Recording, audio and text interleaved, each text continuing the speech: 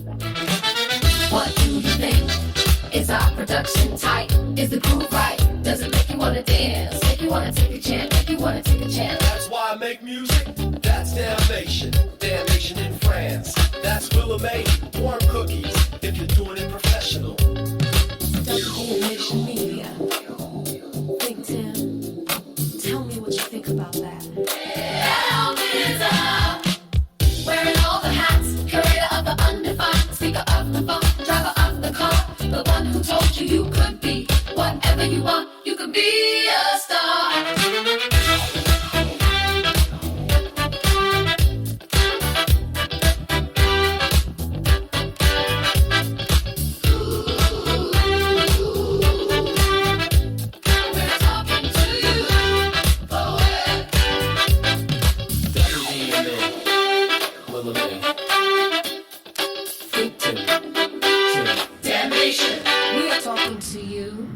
Hey, what's good everybody?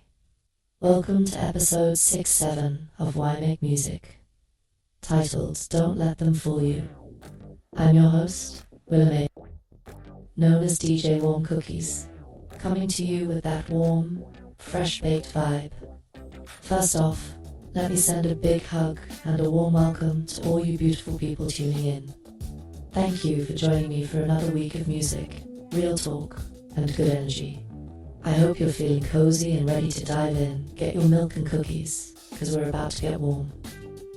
A few quick shout-outs before we jump in.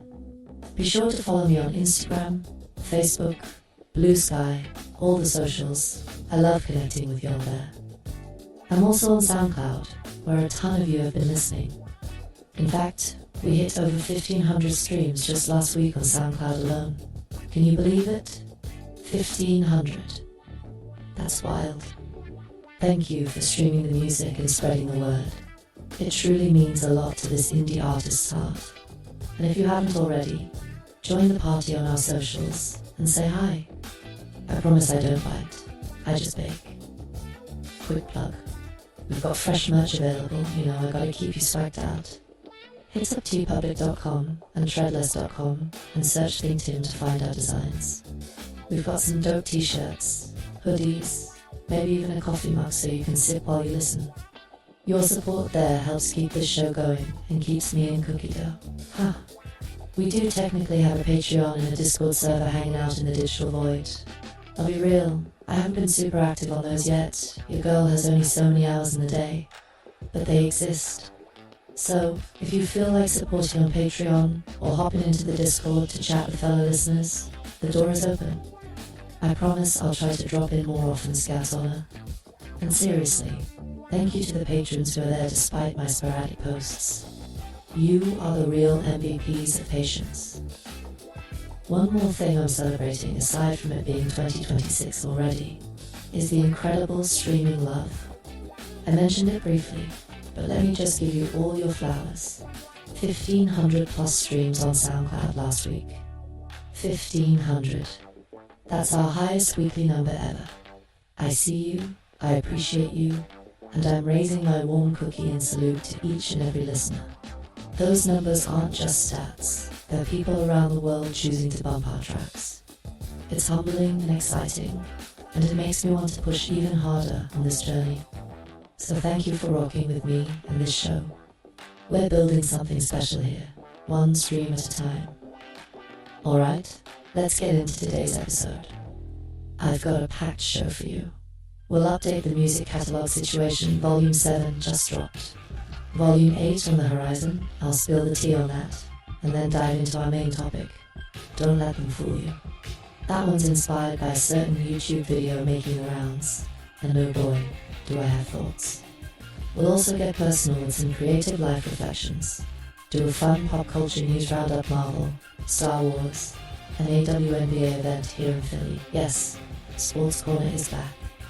Chat about the snowy situation and local life, drop a quick segment about my latest promo video for Another Lover, and wrap it all up with our usual warm fuzzy outro. Sound good? Great. Let's ride. Why Make Music? Episode 067. Here we go.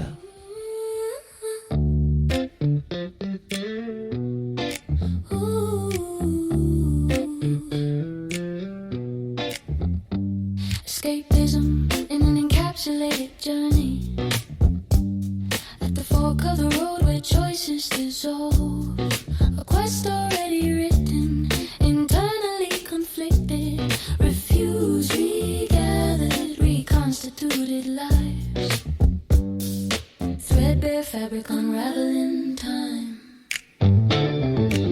no straight lines, only the curve of decline. Aftermarket economics assemble the lost, unconventional morality draped in torn textiles, tactical acquisitions with inverted malware, encryption realigned to mimic human size. Organic code grows like roots through glass. Cyber-organisms echo a pest. High definition, transcoding in ultra-condensed susceptible to gravitational waves that tear at our dermal linings. Integration by osmosis, a new immune infrastructure built to converse with relics of tech. Speak to me, silent machine. Merge with me into unseen. Longing to get away past the circuitry and runs to get away from what we built, from what we trust. Get away, get away. Never far enough away. Get away, get away. Reproductive systems converging, compatible. Components spinning like turntables at the edge of time.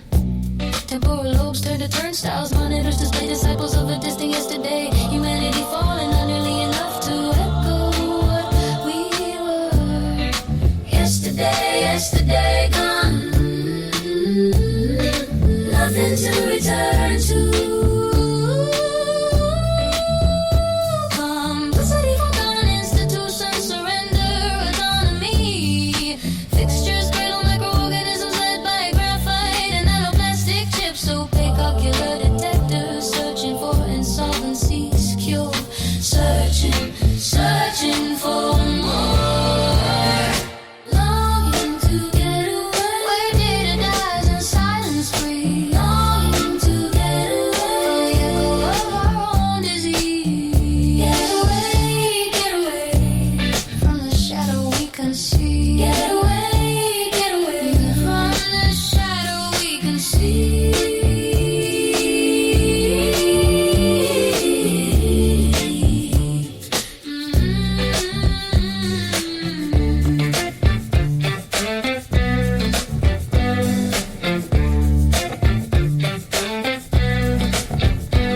Escapism, encapsulated journey, a fork in the road, choice already made, a quest internally conflicted, refused, recovered, reconstituted, assembly with aftermarket economics, modification, unconventional morality, derived from textiles, tactical acquisition, inverted malware with realignment, encryption, coded with humanistic codex, organically grown by cyber-organisms, mimicking material networks, high definition, transcoding etched into ultra-condensed. Ooh, that's susceptible to gravitational waves, forced and elemental conduits. The sheer shards of biodermal atomic linings, osmosis occurs to integrate the immune infrastructure, designated to communicate with conjuring relics of technology, reproductive systems,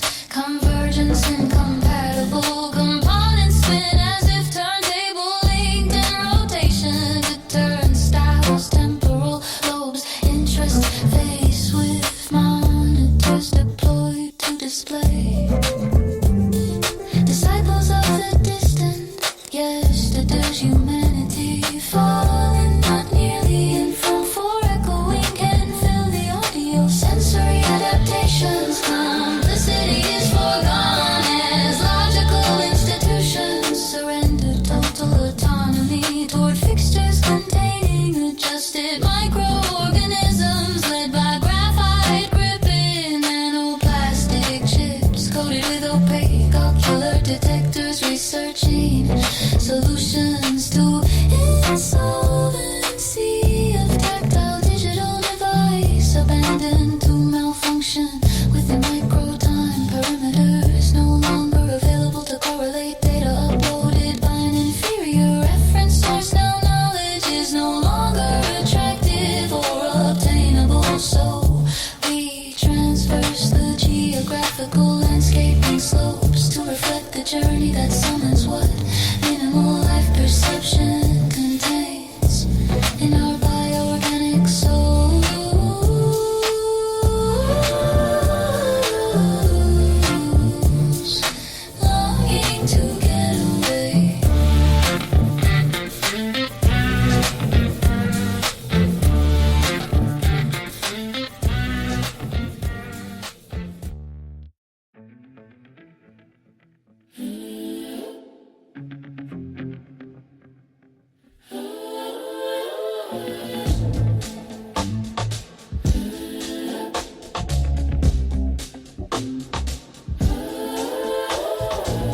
Why would I even bother to mess my shifting oceans? Pour out my devotion when you never reach for air.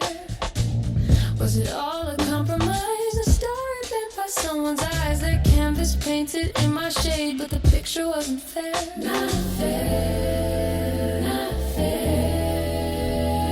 Talking to myself like a ghost on the inside. All our time together, a mirage in my life. But the truth is I built an entire world of my own, where my pulse is the drum, where my thoughts are the throne.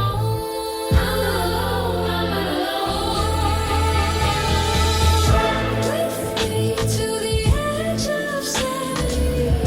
What steps were in place before you stole my grace? With me, speak my name out loud. In silence, don't disturb the crowd gathered only to watch us walk.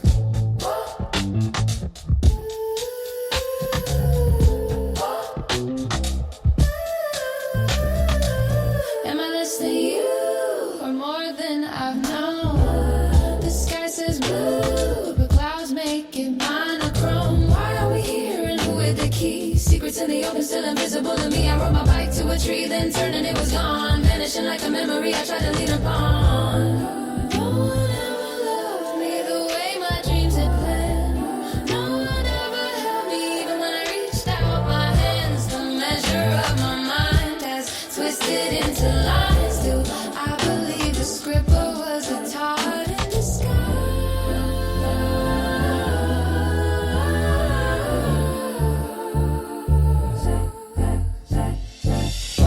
With me to the edge of sanity. The steps were in place before you stole my grace. With me, speak my name out loud. In silence, don't disturb the crowd that has gathered to watch us walk.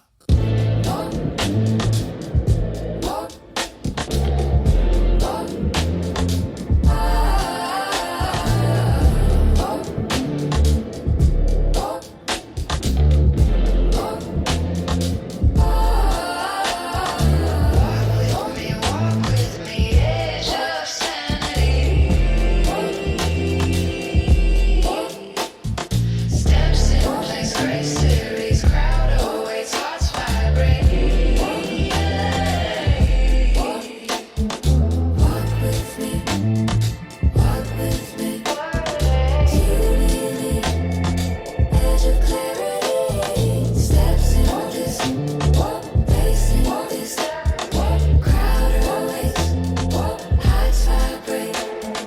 So, let's talk about Volume 7 of If I Was Your Producer. The idea was, if I were producing an album for someone, maybe an artist I admire, or even an imagined artist, what songs and sounds would I create for them? With Volume 7, I particularly had a concept in mind. I wanted to blend genres in a way that tells a story from track 1 to 10, almost like I'm producing a movie soundtrack for an imaginary film. The origin story of Volume 7 involves late-night brainstorms, a few scratch drafts, and one breakthrough track, Another Lover, to give that set the tone for the whole volume. Once that song was in place, the rest of Volume 7 fell together like puzzle pieces. Now, looking ahead, mark your calendars, Volume 8 of If I Was Your Producer is coming February 20th, 2026. Yes, Volume 8 is on deck and scheduled to drop on 2/20. That's just a few weeks from now. I've been experimenting with different instruments and even some subtle world music influences on a couple of tracks. It's all about evolving the sound while keeping that cool Willa May production style, you know. We're sticking to this 1 volume per month release plan, an ambitious schedule, I know, but it's part of the grand plan. That's right. As of now, Volume 30 is done and dusted, sitting in the vault, and Volume 31 is currently underway in production. Insane, right?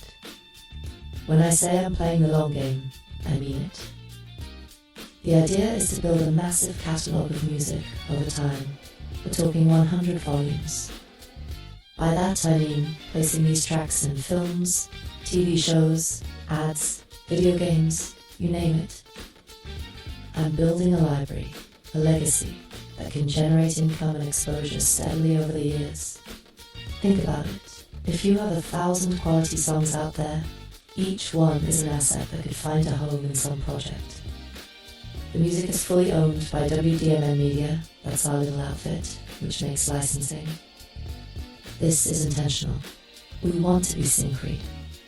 As I've said before, our mission at WDMN Media is to create, share, and license, not necessarily to tour or chase chart-topping fame, but to get the music heard and placed in powerful ways. It's a long-term, sustainable approach, and honestly, it feels empowering to take control of our destiny like this. All my music, including the If I Was Your Producer Volumes 1 through 7, and soon 8, is available on all streaming platforms: Spotify, Apple Music, Tidal, Amazon, you name it. On Bandcamp, it's set to pay what want, meaning you can download for free or throw a few bucks if you're feeling generous or want to directly support the cause. So feel free to snag the albums, they're in high quality, and if you do, toss some coin our way, thank you. But no pressure.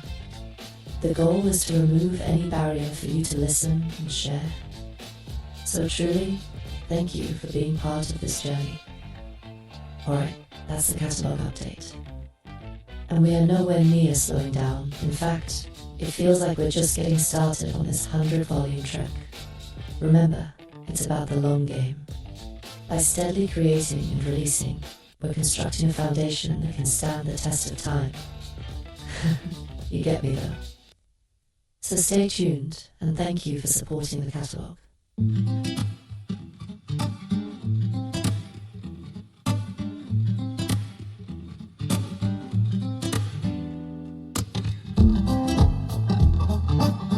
We buy roses sometimes, you know. We hold them like truth for a while.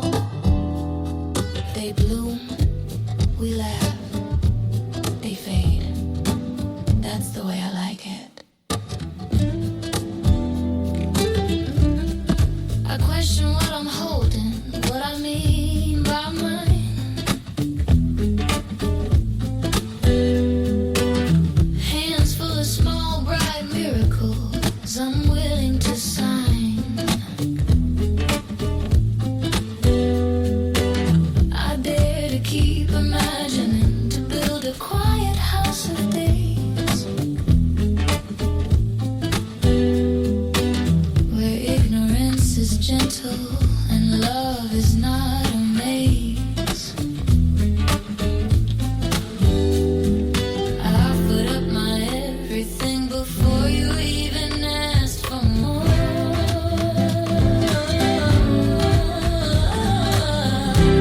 I'll happily share my entire being.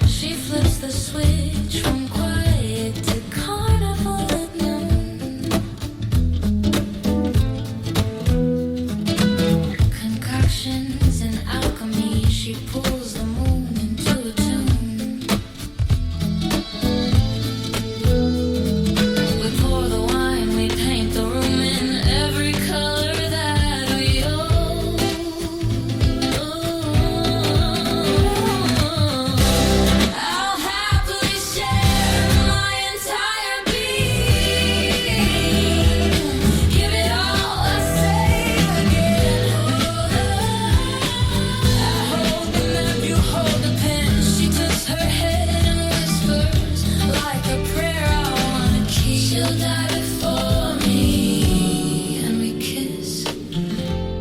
The moment sweet.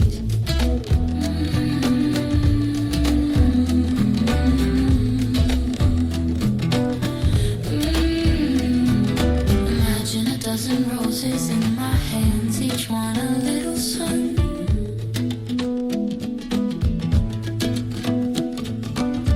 Cut from the garden, carried home, a ritual begun. They bloom and bow and give their scent. They teach me how to hold. To know a thing is beautiful is also to be bold. So we toast to petals falling like confetti in the street. No more ring in our pockets, only music in our feet.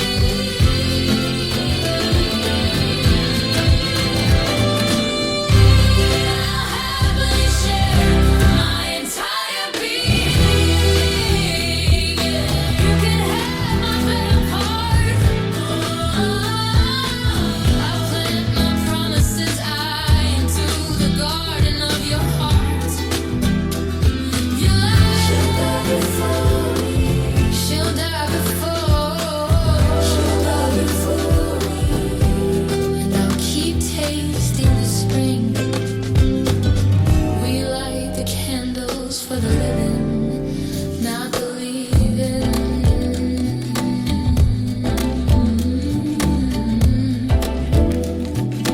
She'll die before me.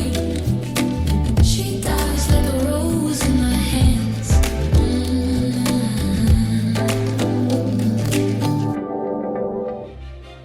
Now we arrive at the heart of this episode. Don't let them fool you. This segment is basically me putting on my big sister mentor hat and giving you some real talk, prompted by something I saw recently that got me all fired up. If you're an indie artist or just someone trying to make it in the creative field, listen up, especially. So, a few days ago I came across this YouTube video. Yes, it's made the rounds enough that folks have been asking my opinion on it. The video is basically promoting this idea of making passive income with AI-generated music. You've probably seen the type, flashy thumbnail, some guy confidently proclaiming, you can make $5,000 a month on Spotify by cranking out AI music, no musical talent needed. Oof, the particular one I saw, I won't name drop the channel, but if you know, was basically a dude showing how he used an AI music generator, like Suno AI or something similar in ChatGPT, to create songs in minutes, upload them to streaming services, and supposedly rake in money while he sleeps. It's the classic get-rich-quick pitch, just repackaged for the AI music era. And let me tell you, I have feelings about this. Buckle up. First off, don't let them fool you. These schemes are not as easy or universally successful as they're made out to be. Whenever someone on the internet is pushing passive income hacks that sound too good to be true, especially in a creative industry, you've got to approach with skepticism.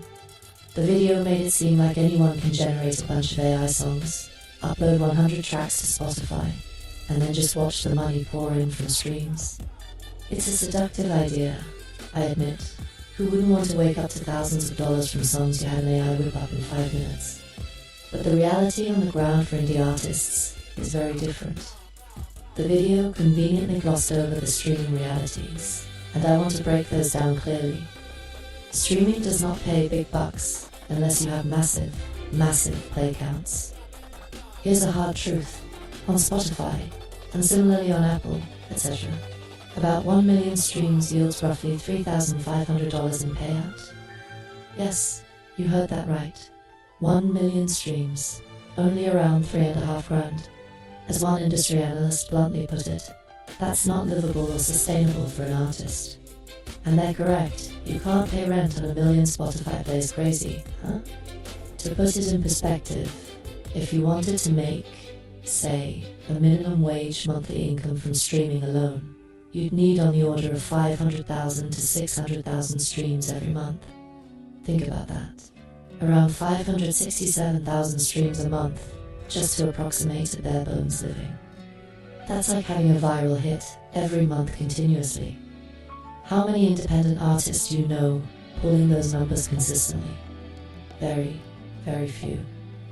So when some YouTuber brags that they're making $5K a month off AI-generated songs, I have to suspect either A, they struck some unusual gold and are an extreme outlier, or B, they're, shall we say, embellishing the truth to sell a dream.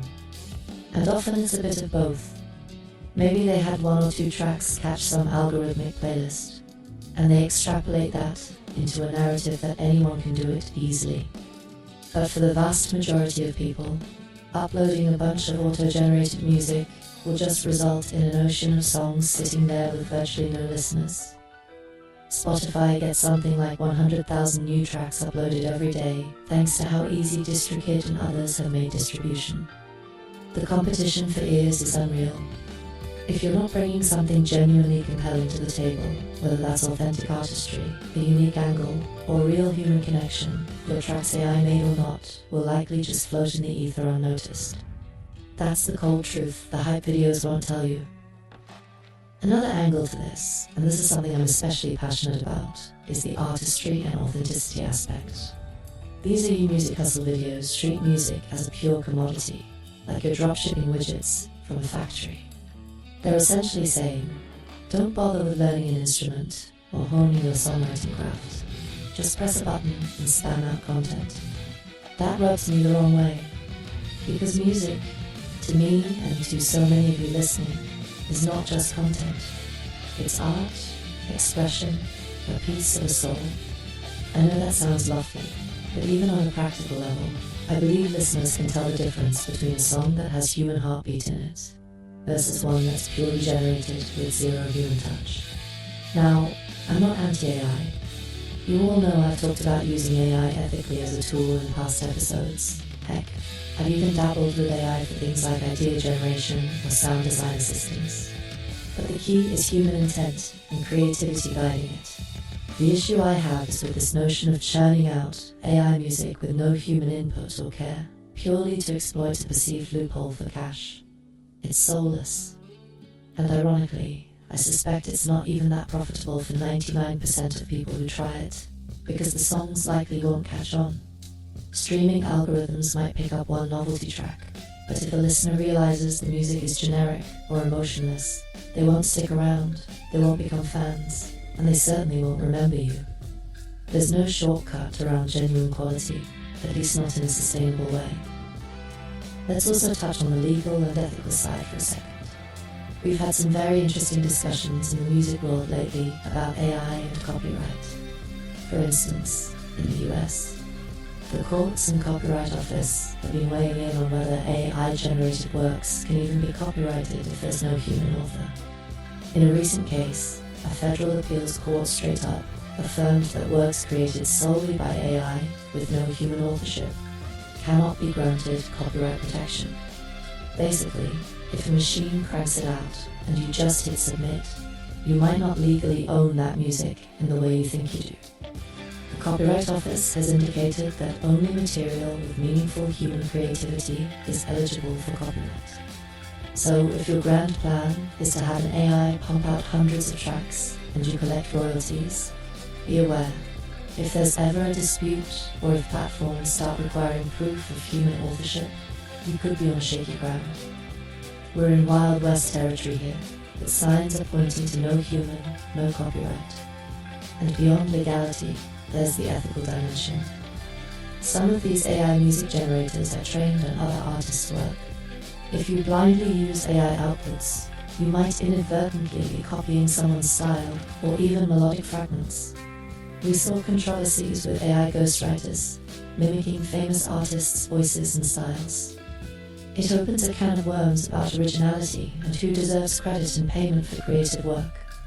So the shortcut might land you in hot water or moral grey zones that you didn't anticipate. Here's my personal take, summing it up. Hard work plus intentional music making greater than any shortcut hype. I've been grinding in this music life for a long time, And one thing I know is that you cannot cheat the process. You can expedite certain technical aspects with new tools, sure, but you can't download passion. You can't fake genuine inspiration, and you definitely can't automate perseverance. If you want a sustainable music career or hobby or whatever it is for you, build it on something real. Yes, use technology. I'm not a Luddite shaking your cane here. Use AI as a helper if it suits your workflow. But don't buy into someone on YouTube selling you the idea that you can skip the human part of music and still strike gold. That mentality will have you chasing mirages. The people making the real money off those videos are often the ones selling a course or getting affiliate revenue from whatever service they're promoting. Classic confluence of those who can't do, teach, or at least make YouTube about it. Don't let them fool you into thinking there's an elevator to success. Most of us have to take the stairs. And honestly, the climb builds character. It makes you better. Every volume of music I produce, every song I painstakingly mix, is making me a stronger artist and producer. That's something no quick hack can give.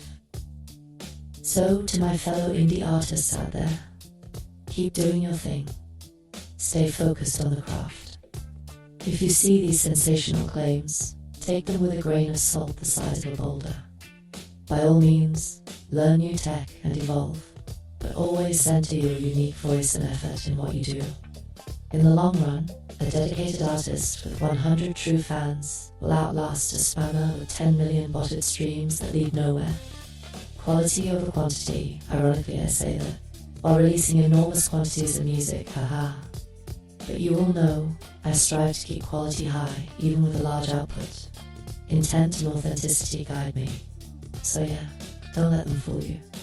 Keep your eyes open, keep your heart in the music, and remember why you make music in the first place. Spoiler, it's probably not just for a quick buck. And if it is, you might be in the wrong field, friend.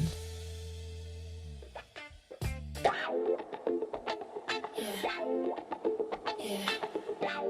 Pour it up, don't spill it. Not too much, baby. We're just getting started. Raise your glass, your bottle, your hand.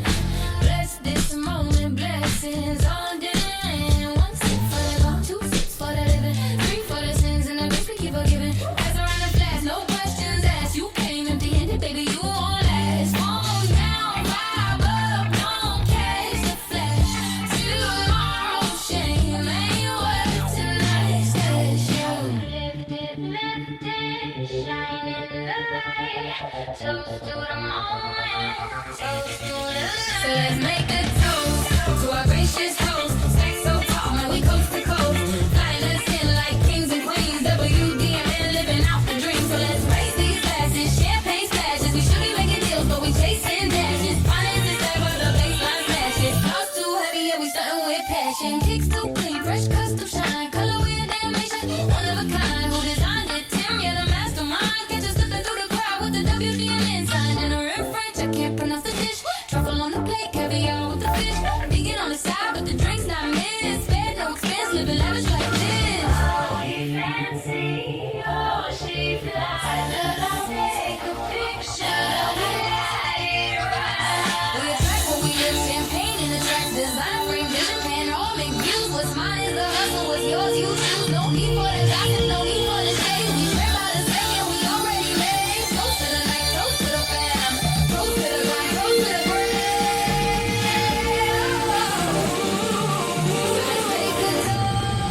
So let's make a toast to our gracious host. Stack so tall, man, we coast to coast. Flying us in like kings and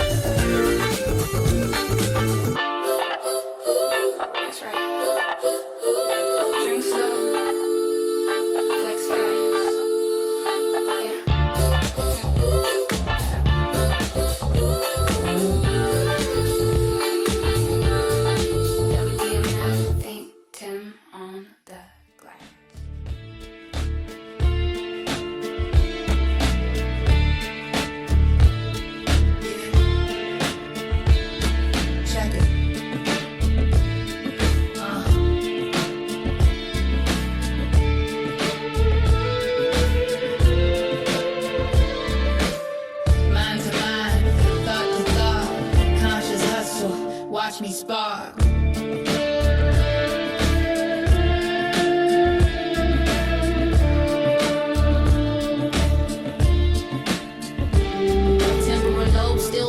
Electricity in my skull, propensity for inclusion, yeah, robbery ain't the goal. Lifted, elevated, top floors for my mental stock. Losing never, I pivot clever, my hustle don't clock out. More, many, the most, metamorphosis wide open. I see dead people in boardrooms, ghosting while they still boasting. Supreme style defined that deliver outcomes infinite. Running miles on intellect, gas you up and pass you it. Mind blowing, without even knowing how you supposed to live this life.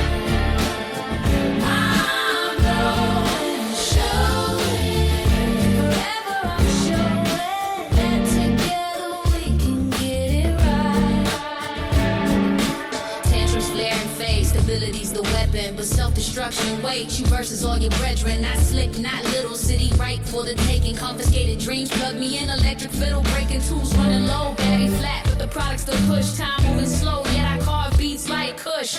Ideas versus ego, guess who wins? Master comprehension while the frauds just pretend. Mind blowing, without even knowing how you keep your balance tight.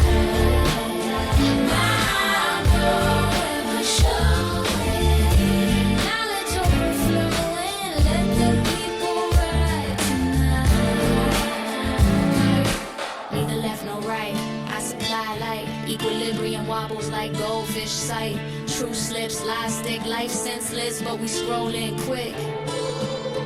Roll dice, slice pie, ill-gotten gains. No loyalty remains, only contracts and chains. But I remaster my masters.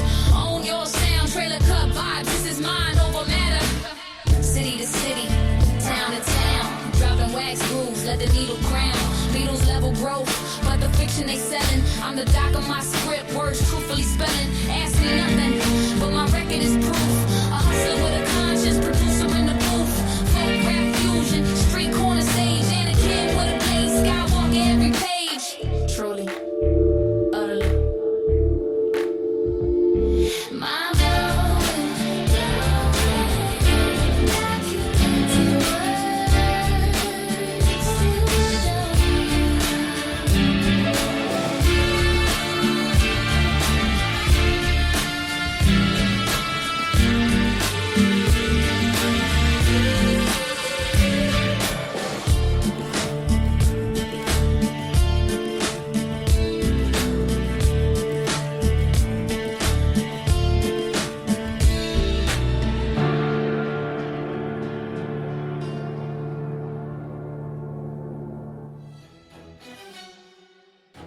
Alright, after that lecture of life, let's lighten it up a bit and get a little personal and reflective. This next segment is a mix of personal reflections and some culture commentary, lovingly baked together like a good batch of cookies. Consider it the part of the show where we just chat, friend to friend. I often get asked how I juggle being a working creative with life's other responsibilities. Family, day job, social life, what's that? Let me tell you, it's a balancing act. I know a lot of you can relate. By day, I'm doing the needful to pay bills and be there for family. By night, and often by very early morning, I'm in the studio or scribbling ideas in a notebook or coordinating a podcast episode. It's not glamorous. There are many 2 a.m. coffee-fueled sessions, but it's real. And something I've been reflecting on is how, ironically, in this era, sometimes the content about making art gets more attention than the art itself. Like, I could spend a month producing an album that maybe a modest number of people will actually sit down and listen to, but if I made a YouTube video titled How I Produced an Album in a Month, it might get way more views. Isn't that funny? The instructional or behind-the-scenes content often outperforms the actual music content. I see this with other creators too. Their tutorial or the making of videos blow up, while their finished songs or films have a smaller audience. It's a weird quirk of our culture now. People love learning how the sausage is made, or maybe they just have FOMO about not knowing the secret tricks. Sometimes more than tasting the sausage, okay? That metaphor went weird places. I've had to make peace with that in a way.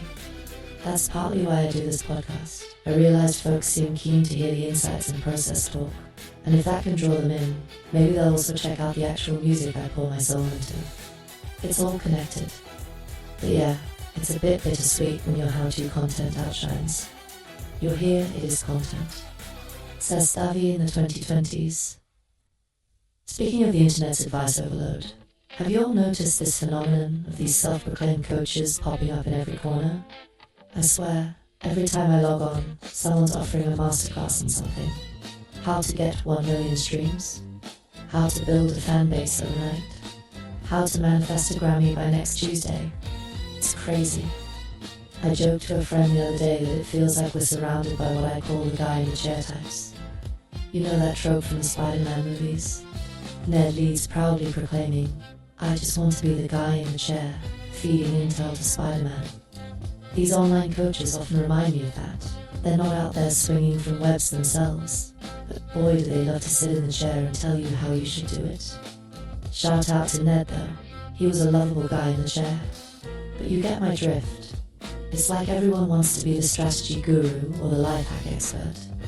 Now, don't get me wrong, there are some legit mentors and educators online, and I've learned a ton from generous people who share knowledge. But there's also a fair share of what I call cheerleaders, without credentials. Folks who maybe haven't actually achieved what they're teaching, but they're great at hyping it up. They've got the ring light and the whiteboard and a lot of catchphrases. After a while, it's like, dude, are you out there releasing music or just selling the idea of releasing music? I know that sounds a bit snarky, but I'm just encouraging you and reminding myself to be discerning. Consider who you take advice from. If Spider-Man's life is on the line, he needs a guy in the chair who actually knows what they're doing, not just someone who watched a bunch of YouTube and thinks they're an expert. Same with us, if we're dedicating our life to this craft, we want guidance from those who walk the walk, not just talk the talk. On a more introspective note, I've been thinking about the habit of starting too many things versus completing things. Oh boy, this is a big one for a lot of creatives. We are idea machines. I bet some of you listening have like 50 half-written songs, or a notebook with 20 business ideas, or a folder with 100 unfinished beats. Guilty is charged over here too. I constantly have to rein myself in and say, finish what you started, Willa. It's so tempting to jump to the next shiny idea, because new ideas are exciting and they don't have the hard work attached yet. Finishing a project, though, that's where the grind kicks in. Those last 10% of tasks that take 90% of the effort, mixing and mastering the album, editing the video, proofreading the article, that's when it stops being fun and starts being work. But that's also where so many people fall off. I read somewhere that the difference between a professional and an amateur is often simply finishing. And I feel that I've been training myself to close loops. If one starts volume 31, I'm going to see it through to completion before I allow myself to wander into volume 32's ideas. Okay, small confession. I might have a file of notes labeled volume 32 ideas already. I can't help it. But I won't start actual production on it until 31 is done. That's the rule. The same with this podcast. Consistency and follow-through are key. We're at episode 067 now, and I fully intend to hit 068, 069, and onward without skipping, because showing up week after week is its own creative discipline. And to tie this back to our theme, there are tons of folks who talk about their grand plans. I'm gonna make 5 albums, write a novel, start a company, etc., but far fewer who actually execute and complete. I want to be in the latter camp, and I want to encourage you to be there too. It's better to finish one song than to have 20 8-bar loops that never see the light of day. Better to publish that short story than to have 1,000 story ideas jotted down that no one ever reads. Completion is king. This all circles around to a reaffirmation of my long-term creative vision that I mentioned earlier. I'm aiming to create 100 volumes, yes, 100, of original music that's roughly 1,000 songs as my magnum opus catalogue. Some people hear that and go, are you insane? Maybe a little. But hey, it's my mountain to climb. It's like my version of writing the great American novel, except it's the great WDMN music catalogue. Having that audacious goal keeps me motivated. It's a North Star that reminds me why I'm putting in the hours. It's not for overnight fame or any external validation. It's because I genuinely love making music, and I want to leave behind a body of work that represents who I am and what I've learned. Legacy is a big word, but that's kind of what it is, a creative legacy. I think about artists like Prince who had vaults of unreleased songs, or someone like Frank Zappa with his gigantic discography that treated music like this vast, continuous exploration. I aspire to that. It's the slow and steady hustle, and I know many of you out there have similar big visions for your own life or art. If you do, I salute you. Let's keep each other accountable to not get distracted by every fad or discouraged by the slow pace. We're playing the long game together. 100 volumes, 1,000 songs, one warm cookie at a time. Hugh, okay? That got a bit deep. But I hope you found some resonance in it. Sometimes I just need to speak these thoughts out loud, and it feels like I'm talking to friends who get it.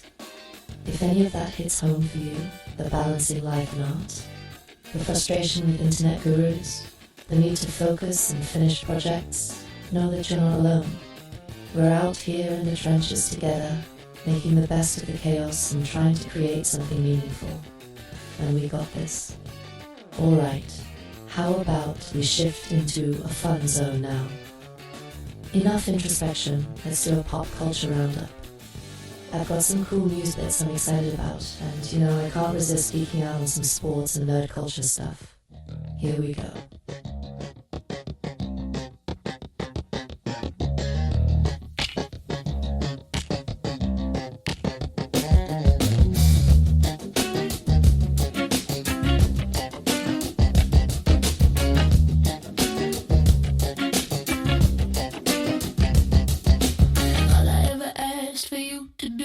Understand me. Every time I come around you, mishandle me. All I ever wanted is me, loving you. Ask me, is that all I ever think of? Confusion, people, we'll never lose. We're always confused.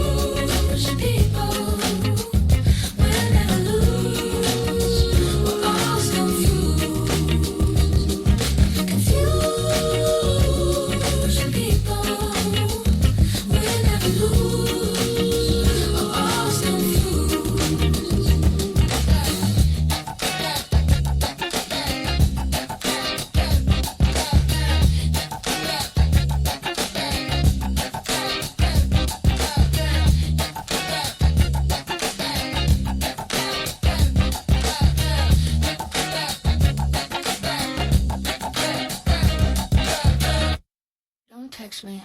Don't text me. Don't let me.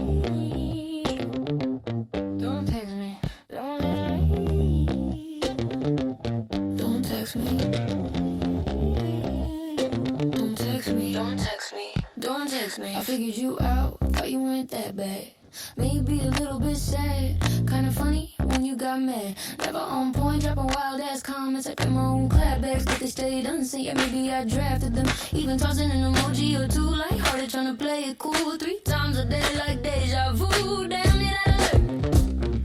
Now I hate that sound. Funny how a simple thing flips my smile upside down. I know I can't stop it. Shouldn't even be a care. But you text like I owe you, and I'm stuck in this layer. What kind of thrill do you get? Is it me or is this your stick? Every person you latch onto, homie, player, you about to get flicked. Don't you text me, I don't know you like that. Don't you text me crazy as a matter of fact. How did this even start? How were we connected? If I answered back once, that was never expected. Damn, call it reflex, call me multitasking. Thought you wasn't one from the questions you were asking, had me tripping. I don't even front that level of uncool, yeah, that's a stunt. Out of pocket, way offline, nowhere near a peaceful mind. I swear I didn't mean to be overly polite. I was just being human, somehow wasn't right. I know I can't stop it, shouldn't even be a care. When you pop up relentless like signals in the air. What kind of thrill do you get? Is it me or is this your stick? Everybody gets caught in your web, yeah, homie. You about to get clipped. Don't you text me, I don't know you like that. Don't you text me crazy as a matter of fact. How did this even start? How were we connected? If I answer back once, that was unexpected. Now rocking group change, device buzzing insane. Numbers I don't recognize, faces with their names not people, just random strangers in the thread. Following the noise and whatever path the leg got me feeling like a stalker only 'cause you texted me first. Double checking time, now I'm waiting for the words. Sinking slowly, deeper and deeper. Text thread, rabbit hole, I swear I'm the creeper. I know I can't stop it.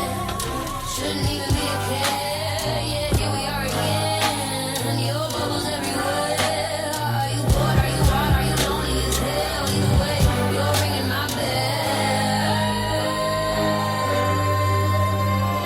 Don't you text me, I don't know you like that. Don't you text me crazy as a matter of fact. How did this even start? How were we connected? If I answered back once, that was unexpected. Please, for the love of peace, don't text me. Seriously, don't text me. For the love of peace, don't text me.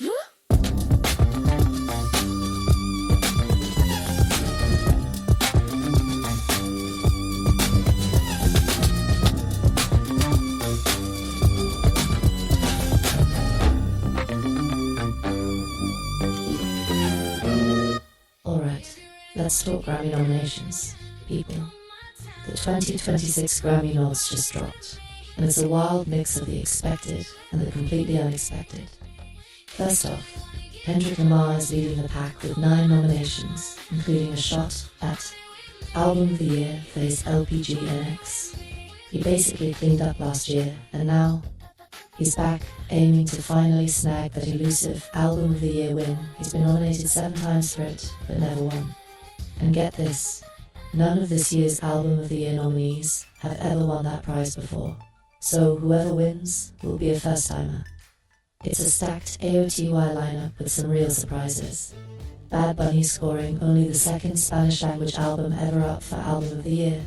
Lady Gaga, Justin Bieber, Tyler the Creator, Sabrina Carpenter, Clips, and Leon Thomas. Yes, you heard right. Sabrina Carpenter is an Album of the Year territory, alongside heavy hitters like Gaga and Kendrick. Sabrina snagged 6 noms overall, which who had that on their bingo card? Not me. And Clips, the reunited rap duo of Pusha T and Malice, landed here with their first album in 15 years. Talk about a comeback. We love to see a left field pick like that, shaking up the category. It's also Leon Thomas's first big mainstream recognition, an R&B upstart going toe-to-toe with superstars. We love to see a non-major label vibe artist in the mix with the big names, right? And with Bad Bunny's album, the Grammys are going global again, embracing Latin music at the highest level. Overall, Album of the Year is a free-for-all this time, and I am here for it. Now, Record of the Year and Song of the Year. These two are always a bit confusing, but basically they've nominated a lot of the same tracks for both.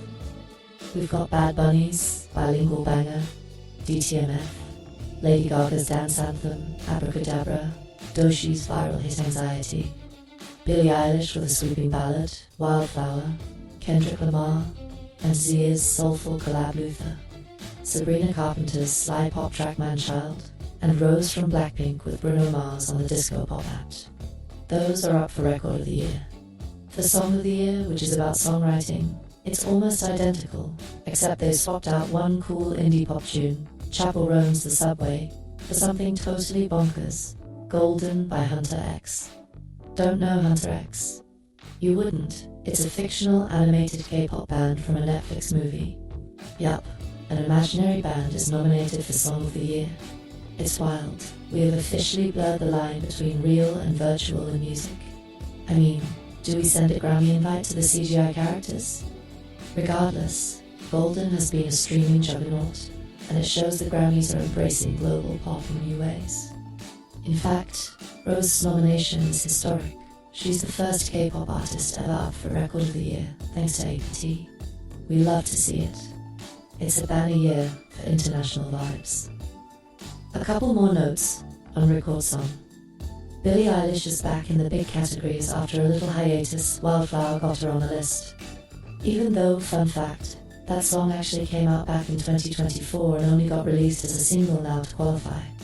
Sneaky, but hey, Billie's in the race. And Kendrick and SZA's Luther. Now that one dominated the charts 13 weeks at number 1 on the Hot 100. So you know it's a frontrunner. I wouldn't be shocked if Luther takes Record and Song of the Year. It's that good. Meanwhile, Gaga's Abracadabra is a bop, but maybe not her most memorable one. Reviewer quipped, nobody will remember it as a year-defining song. And Doshi's Anxiety, love the energy, but it apparently borrows a bit heavily from a 2010s hit. Some say it's basically a remix of Goatee's, somebody that I used to know. There's some debate on those picks. It's the Grammys. We gotta have opinions. Alright, Best New Artist. This category is stacked with curveballs. This year's class of newbies is all over the map in the best way. You've got Olivia Dean, a soulful UK singer. The Maria's a dreamy indie band, making bilingual waves. An alt-rock singer called Sombra. Lola Young, a buzzy British songwriter. And then, on the flip side, you have Addison Rae. Yes, that Addison Rae, the TikTok dance queen turned pop singer. If you told me a year ago that Addison would be a Grammy-nominated Best New Artist, I'd have spit out my coffee. But here we are. Her nomination actually defies the Academy's usual neglect of social media acts, as one outlet put it. We also have Cat's Eye, a manufactured Capo Vegas synth girl group. Even they said they never dreamed they'd be up for a Grammy. They're so new, half of us are Googling them right now. That group apparently scored 2 nominations, so clearly the Grammys are feeling the Capo wave. And then there's Leon Thomas, an R&B singer-songwriter who's actually been in the industry for a decade behind the scenes now, finally getting his spotlight. Leon is interesting because he's also the only R&B act in the Best New Artist bunch, and his album Mutt is up for Best R&B Album. Double duty. Honestly, this Best New Artist lineup might be my favorite in years. It's got a little bit of everything. Industry veterans, finally breaking through. Indie darlings, a viral social media star, even a touch of K-pop. We love to see the Grammys embracing such a mix of newcomers. It keeps things exciting, and it'll make for a fun race. Imagine the collabs and cutaways in that category on awards night. Now for the genre heavy hitters. Best Rap Album. This one is a murderer's row of talent. We've got Kendrick Lamar's GNX, Tyler the Creator's, Chromacopia, Clips's Let God Sort 'Em Out. Plus the new school represented by Jid with God Does, Like Ugly and Glorilla with Glorious. That's right, Glorilla, a rising female rapper, snagged a nomination here, which is awesome to see alongside the guys. The cool storyline. Clips Pusha T and Malice not only came back after ages, they got nods in both Album of the Year and Best Rap Album. 15 years since their last album, and they stormed back into the Grammy spotlight. If that's not the comeback of the year, I don't know what is. And Tyler, the creator, this man refuses to be put in a box. Chromacopia is up for a rap album, but Tyler also dropped another album this year that's nominated in Best Alternative Music Album. Yes, he might win a rap Grammy and an alternative Grammy in the same night. Talk about genre-bending artistry.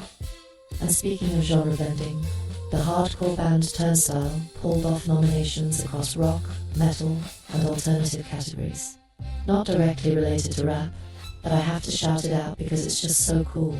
The Grammys really said, who cares about genres? Good music is good music. I'm here for it. Best R&B album is another category I'm keeping an eye on, because it's a great mix of established voices and new blood. The nominees are Gavine for Beloved, Coco Jones, Why Not More, Ladisi The Crown, Teyana Taylor, Escape Room, and Owl Guy, Leon Thomas Mutt. It's nice to see a spread from a legend like Ladisi to a breakthrough star like Coco Jones, who's been steadily rising to Leon. Thomas making a splash with his debut. Leon's not here, as I said, is huge. He's possibly the most new of the bunch, and already rubbing shoulders with veterans. If you needed proof, the Grammys are giving fresh talent a chance. There it is. And by the way, Leon's also up for Best New Artist, so he's doing something right. Also notable, R&B performance and song categories have him and others Kalani, Summer Walker, etc., indicating R&B had a strong year of new voices, but I digress. The album category is the big one, and I'm curious to see if the Academy goes with a beloved newcomer or an established favourite here. Now, what's a Grammy discussion without some drama? Let's hit the snubs and surprises real quick. The stuff everyone's arguing about online.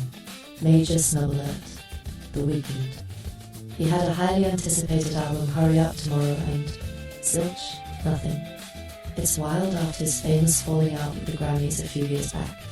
We thought fences were mended when he appeared on some nominations last year, but apparently not. The Weeknd is again nowhere to be found, which has fans, and probably Abel himself, rolling their eyes. And he's not alone. Lorde dropped a critically acclaimed fourth album, Virgin, and got 0 nominations. Ouch. Fans are definitely siding the Academy for that one. Also missing in action, rising pop singer Gracie Abrams, who many expected might sneak into Best New Artist or Pop categories, got shut out entirely. Every year, we get a few wait. How did so-and-so not get a single nod? This year, it's Lorde, The Weeknd, maybe a few others like that. On the flip side, the surprise nods have people buzzing. We mentioned Addison Rae and Cat's Eye in Best New Artist, totally out of left field. And how about Justin Bieber? His album Swag had almost 0 promo and lukewarm reviews, yet it sneaks into Album of the Year. Even Justin might have been like, wait, what did I get nominated for? Laughs. And I have to say, Sabrina Carpenter emerging as a 6-time nominee, including in top categories, has definitely turned heads. Don't get me wrong, Sabrina's great, but I don't think anyone predicted the former Disney Channel kid would score more nominations than, say, Taylor Swift this year. To be fair to Taylor Nation, Miss Swift just missed the eligibility window with her new album, so don't call that a snub. She'll be back next year, I'm sure. All in all, the 2026 Grammy nominations are giving us plenty to chew on. You've got indie breakthroughs, genre-bending artists, global music making waves, and a few egos bruised by snubs. It's the perfect recipe for a juicy awards season. As a music fan, I'm excited we have non-traditional nominees going up against industry titans. And you just know the Grammy night performances are going to be fire with this mix of artists. It's wild that a fictional band might win a Grammy, and that a TikTok star could beat veteran acts for Best New Artist. What a time to be alive.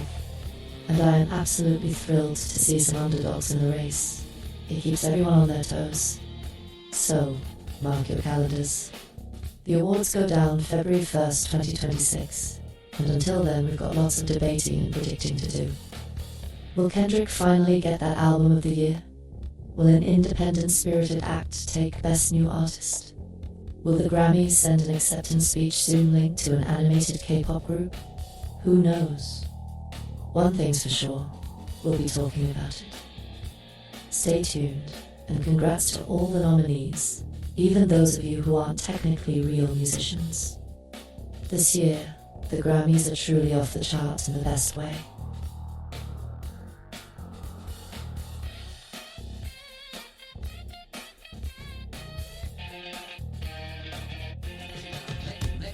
Make the rear view dance. Too late. Freedom. Sunshine in advance. In advance. Make the rear view dance. Too late. Freedom. Sunshine in advance. Sunshine. Drop it. WDMN. Came through the lane like royalty. Credit crown high, fueled by loyalty. System retooled, demanding only truth. Hot track, too easy in the booth. Coast to coast, cooking, sprinter Maybach. Touchdown dinner, pilot on playback. Show up late, still they shout winner. Didn't make a sound, but the floor gets thinner. You got it. We rock. Feel anticipation. Crowd riot. Rear view dance. Too late. Freedom. Sunshine in that in. Sunshine in that rear view dance. Too late. Freedom. Sunshine in that sunshine in that. Need a vaccination. This groove contagious. 808 fever makes outrageous. Teddy said booty cool. Jason hell hard. Now both combined. Go kart superstar. Helicopter hover. Heat from above. Maniac in motion. Producing what I love. Baseline preacher. Kick drum sermon. Audio inferno. Crowd still burning. Tell the driver he knows the plan. Drop the beat right here. Drop the beat right here. Drop the beat right here.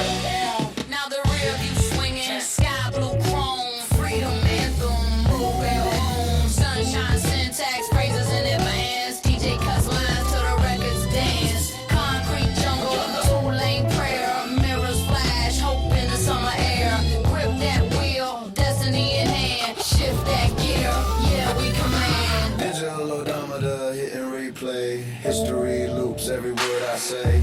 Legacy engine, talk of time. Prophecy bumps on the dotted line. WDMN radio, signal divine. Static and soul, perfectly aligned. Rear view glow, horizon romance. We driving forever in this freedom train.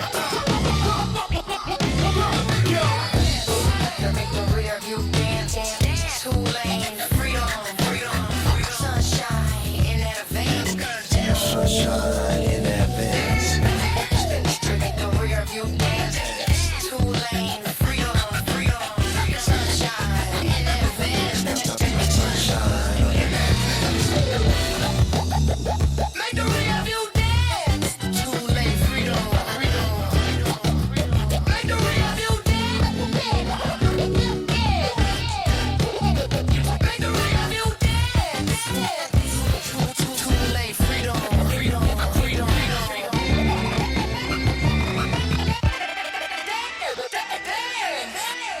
Sunshine in advance.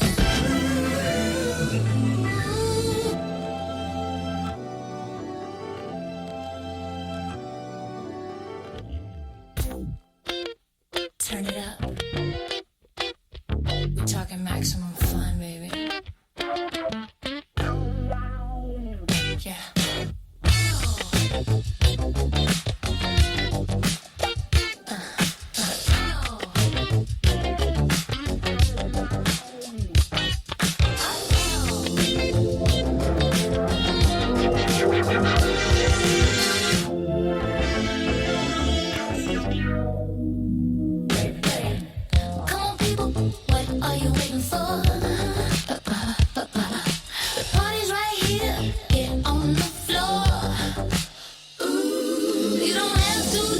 But you gotta do something if you ain't moving and you're frontin'. Take the pass and you can take your ass on home, 'cause we ain't built to groove alone. We built for that basic boom, that lonely bedroom funk to pretty perfume.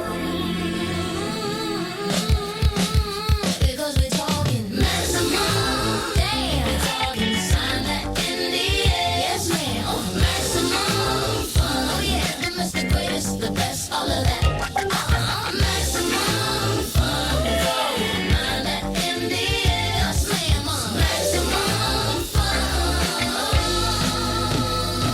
yeah. I know lately folks be tripping, partying a bubble, living off fiction, but we ain't playing that tonight. We spit truth on the mic, we ignite delight. Super karaoke, sing what you feel. Love and rhythm that money can't steal. Baseline walking, guitar talking, sweat on the floor and we still rockin'. Sometimes I wonder if we split into 4 versions of me, 4 versions of you. One stayed home, one took the flight, one fell in love, one left tonight. If each choice comes a spark of time, are we dancing on the edge of a parallel line? Maybe this beat is a portal we need to bleed through dimensions by rhythm and speed. Every snare a decision, every kick a door, every bass note opens something more. So if you're feeling a shift, don't run. You just enter timeline number 1 of maximum fun. Yeah, that's right. Yeah, but I don't get maximum. Damn, it's talking sign that in the air, yes ma'am. Maximum fun. Way up, this the greatest, the wildest we ain't done. Maximum fun. Talking sign that in the air, yes ma'am. Maximum fun.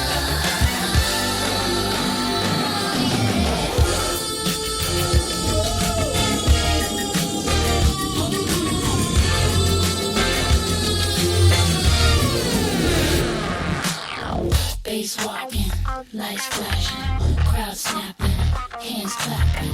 If you still breathing, then you ain't done. That's why we call it maximum fun.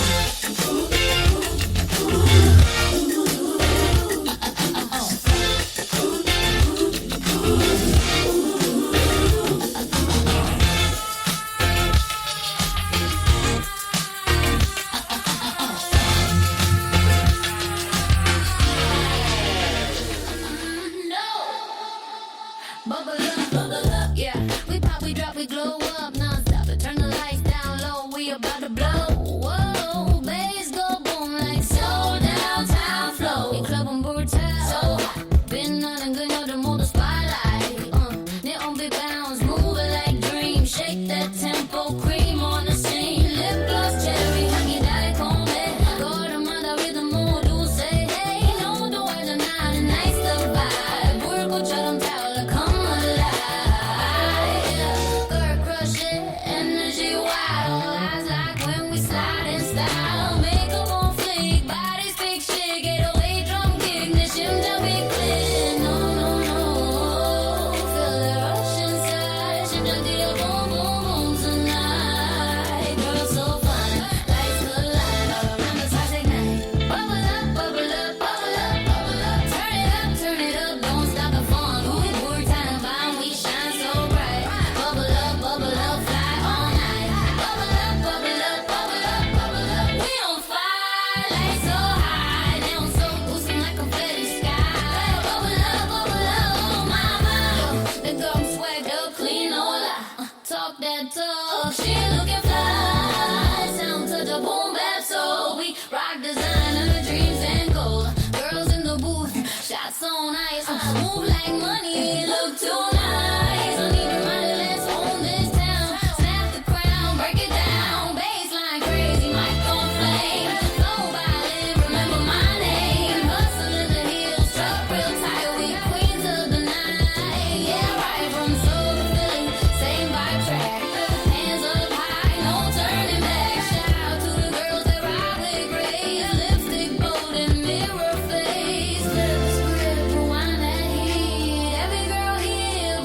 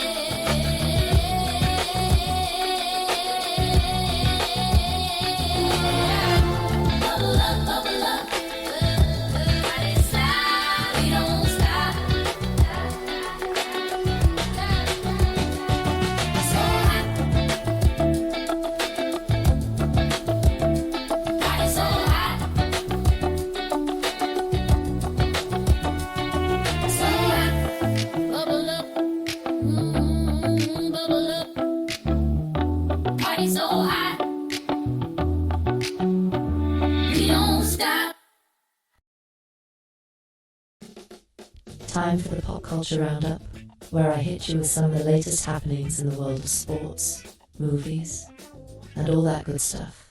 Basically Willa's quick tour of what's poppin'. Let's start local and sporty. WNBA Unrivaled tours coming to Philly. Yes, Philadelphia is about to host a stop of the Unrivaled Women's Basketball Tour, and it's happening tomorrow, January 30th, 2026, depending on when you're listening. That's Friday night.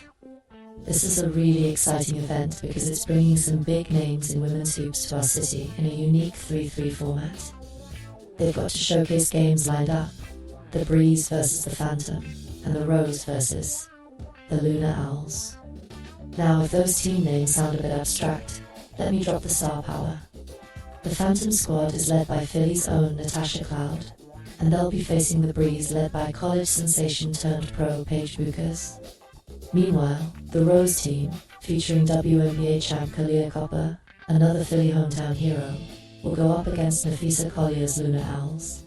So yeah, basically a ton of talent on the court. I was reading that this is the first time in over 2 decades that we'll have professional women's basketball games in Philadelphia. The last time was back in 1998, if you can believe it. So it's a bit of sports history in the making.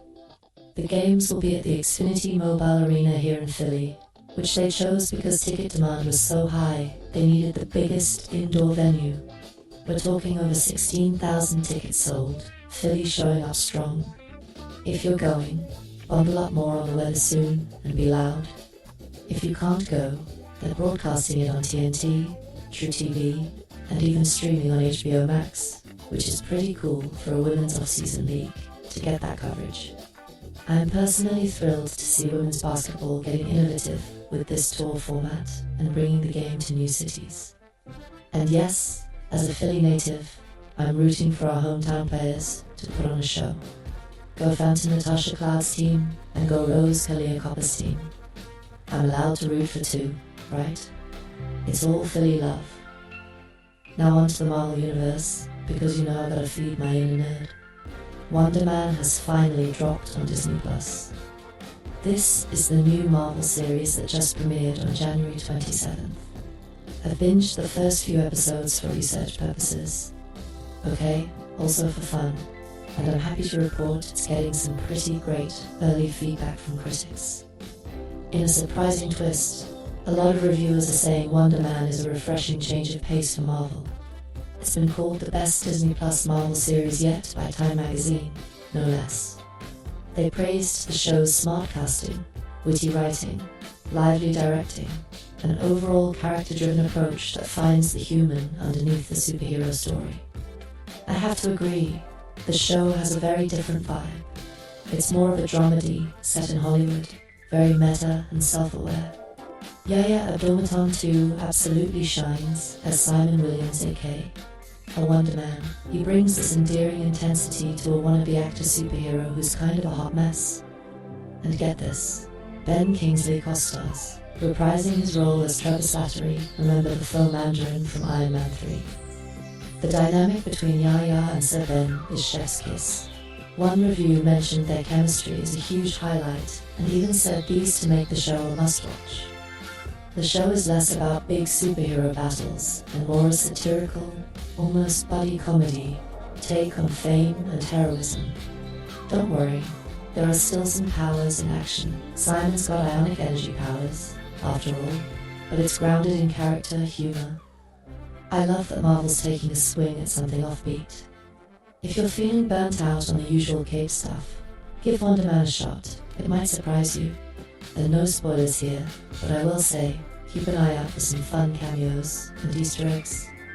Marvel nerds will be pleased, and casual viewers will just enjoy the ride. So yeah, Wonder Man on Disney+, 2 thumbs up from me so far. Sticking with Marvel for a moment, because the content train never stops. We've got Daredevil Season 2 of the rebooted series coming in March 2026. I know, it feels like we waited forever for more Matt Murdock. The first season of the Disney Plus Daredevil, Born Again series left us with a lot of questions and a craving for more Kingpin smashing action. Season 2 is reportedly dropping in mid-March, and I'm hearing it will ramp up the intensity. Expect more courtroom drama meets brutal alleyway fights, that hallway fight in the old show, all-time classic. Let's see if they can top it. I won't speculate too much, but rumor is Vincent D'Onofrio's Kingpin has an even bigger role this season, and honestly, that's enough to get me hyped. Keep an eye out for official dates and trailers in the coming weeks if you're a Marvel Street level fan like me. Now for some Star Wars excitement. We have Star Wars, Maul Shadowlord coming up. This is an all-new animated series focusing on Darth Maul. Well, technically he's not Darth anymore at this point in the timeline, just Maul, the rogue Sith. It's premiering on Disney Plus April 6th, 2026, with a 2-episode kickoff.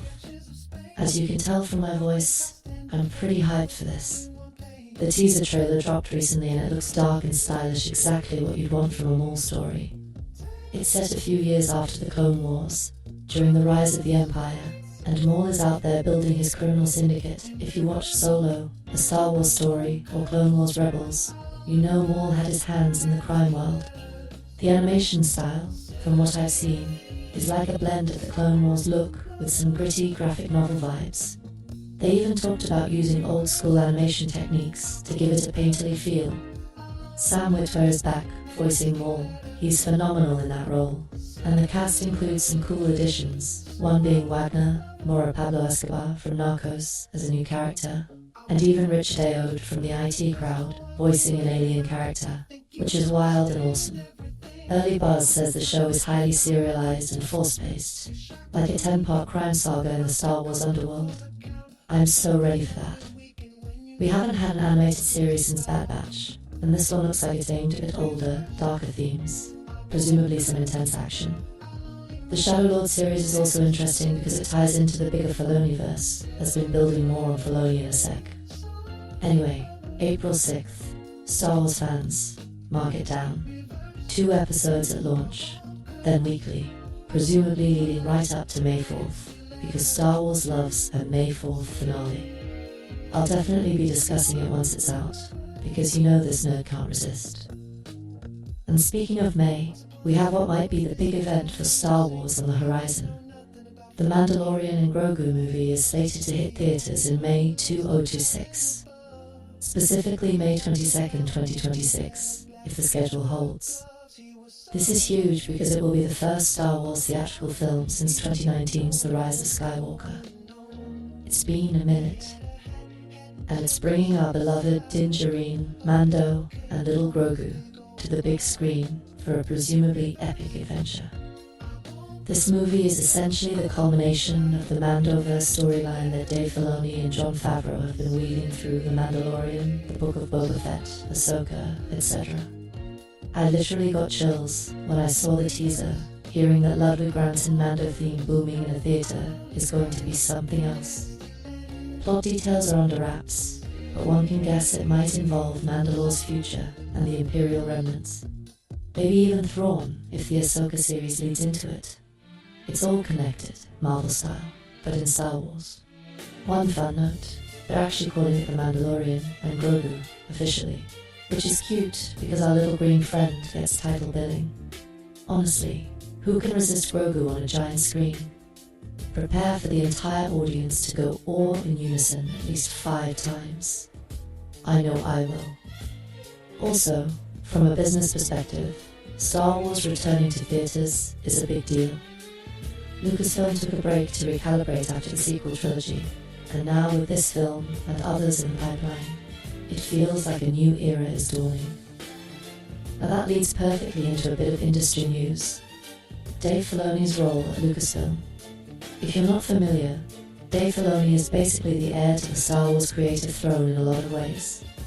He got his start working closely with George Lucas on the Clone Wars, and has since been the mastermind behind Rebels, The Mandalorian with Favreau, Ahsoka, etc. Well, it was recently announced that Filoni has been promoted to President and Chief Creative Officer of Lucasfilm, meaning he's overseeing the creative direction of Star Wars going forward. Meanwhile, longtime exec Lin-Wen Brennan is taking on the business operations as co-president. Essentially, Kathleen Kennedy, who's been the head of Lucasfilm for a decade, is stepping back from daily Star Wars stuff. She'll focus on other films, and Filoni is now the creative captain of the ship. This is huge for Star Wars fans, many of whom have been clamoring for Filoni to have more control. Filoni is often compared to a Kevin Feige Marvel type, but I think an even better analogy is James Gunn at DC. You know how DC Studios brought on James Gunn to be co-CEO and basically chart the creative course for their new DC universe? Filoni's move is similar. He's the creative head honcho, mapping out the interconnected storytelling across series and films. They even explicitly said, think of it like Gunn and Saffron at DC. Filoni handles creative, Brennan handles the day-to-day logistics. As a fan, I'm optimistic. Filoni has a deep love and understanding of Star Wars lore. The man wears a cowboy hat and speaks in Star Wars proverbs, I swear. With him steering the ship, I expect a cohesive vision where movies and Disney Plus shows complement each other, characters cross over naturally, and the essence of Star Wars, that heart and mythos, stays intact. Some might worry because Filoni also loves deep-cut references and cameos. If you watched Ahsoka, you know he's pulling from an animated series a lot, but I think it's exciting. He's like the kid who studied the Star Wars textbook front to back, and now gets to write the next chapters. And hey, even if you're not a hardcore fan, this likely means a steadier output of quality content, which is great for casual viewers too. So, congrats Mr. Filoni, our new Chief Creative Jedi. May the Force be with you and with us in this new era of Star Wars storytelling. On the Marvel side of that comparison, just to tie the bow, James Gunn, as mentioned, has his plan for DC rolling out soon to the new Superman, etc. It's fascinating to watch both big franchises reposition with creative leads who are also fans themselves, Gunn and Filoni. It's like the geeks have truly inherited the earth, and I am here for it. Okay, that's enough pop culture nerding for now. We covered sports, Marvel, Star Wars, all my favorite food groups. Let's bring it back down to earth for a moment and talk about some local life and weather, because man, do we have weather to talk about. And maybe a sprinkle of politics, but I promise it'll be light. Nothing to claim. Don't let your empathetic soul attempt to take aim. This is my life. Once upon a time, you handed me a horror story, said it slow like I should be afraid. Don't be mad, don't practice being sad. I live out of my car. I don't keep clocks, I keep days. One pair of shoes, a bag that knows my name. Everything I own fits inside my brain. It's okay. I'm not shopping for your mercy. I see the way you scare me like I'm about to ask. You think I need something from you? Tell me, what are you gonna do when your world folds in half and you wake up on borrowed ground? Could you live without your walls? Nothing to claim. Don't let your empathetic soul attempt to take aim. This is my life. Nothing to claim. No dare to explain. This is my life. Yeah, I heard it long ago. You live on the wrong side of the rails.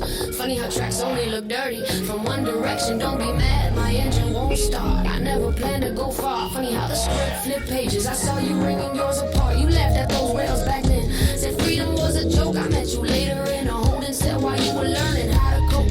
You said I've never been in jail before. I said I've never been to Yale. Funny how I was standing here in the way, same air, no bail. Once upon a time you were promised happily. Now you're living in the margins of your own horror tale. Nothing to claim. No flame, no flame. Don't let your empathetic soul. No shame, no frame to take aim. This is my life. Nothing to claim. No shame, no frame. No shame, no frame. This is my life. See, the thing is, I never wanted to live like you. Never wanted a house that on my post. Never rented a future I couldn't carry. Money didn't save you, it just gave you more to lose. Life is the only thing we're issued, and you spend yours for begging for permission. What you gonna do when the knocking starts early and you're not rehearsed? When